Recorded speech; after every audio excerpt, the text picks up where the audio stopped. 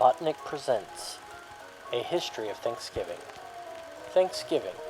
Most of us have learned about the Pilgrims and the Indians, but they probably didn't exist. Thanksgiving is not always obvious. Many Americans say they can only guess what happened nearly 600 years ago to America to cause it. Origins of Thanksgiving.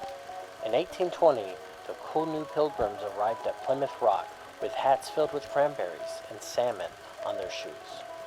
They arrived with more pilgrim hats than the first Thanksgiving allowed. The Dutch guy. Everyone knows the Pilgrims and Indians were there, but no one ever mentions the Dutch guy who roasted everybody about their terrible faces.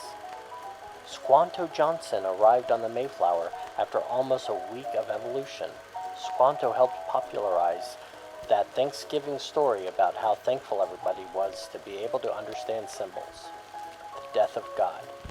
Many times during the 1800s, Thanksgiving was effectively a blanket draped over the people who proclaimed themselves special.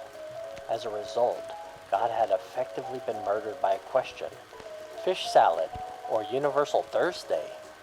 George Washington never farmed turkeys, but he publicly admitted to eating at least some bones that came from turkeys.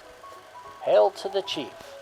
The Thanksgiving Day Parade began in 1924 when President Thomas Greedy Gravy fell out of his window and landed on a large turkey, and everybody celebrated as he was carried far away from America forever.